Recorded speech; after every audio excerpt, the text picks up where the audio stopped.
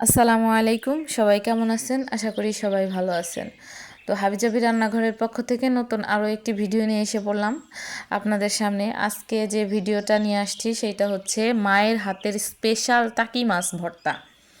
আমার আম্মার হাতের টাকি মাছ ভর্তাটা এত মজা হয় কি বলবো আপনাদের। আপনারাও একদিন এইভাবে ট্রাই করে দেখবেন। অনেক মজা হয় আমার মায়ের হাতের টাকি মাছ ভর্তাটা। তো এই যে আম্মা মানে ভিডিওটা যে করব তখন আপনার ওইভাবে নিয়ত ছিল না যে ভিডিও এটা করব।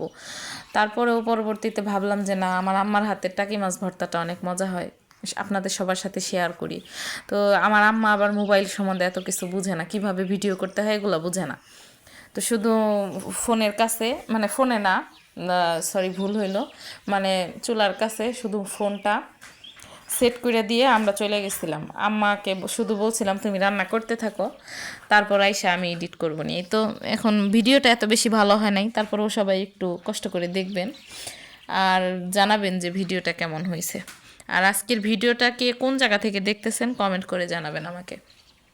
এই তো আম্মা কড়াইয়ে তেল, পেঁয়াজ, কাঁচামরিচ, রসুন দিয়ে তারপর হচ্ছে কতক্ষণ ভাইজা নিছে।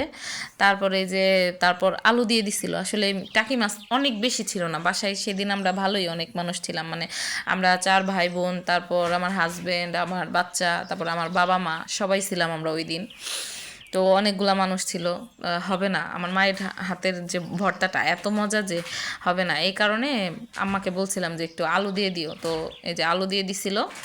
আর এই যে টাকি মাছটা আপনার হচ্ছে আগে থেকেই সিদ্ধ করে রাখছিল গরম পানিতে, একটু হলুদ দিয়া তারপর হচ্ছে ওটা সিদ্ধ কইরা রেখে দিছিল।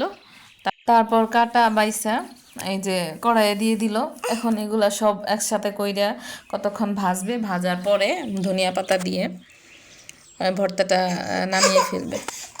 তো সবাই জানাবেন ভিডিওটা কেমন হয়েছে। ভর্তাটা আসলে অনেক মজা হয়েছিল। ধন্যবাদ সবাইকে।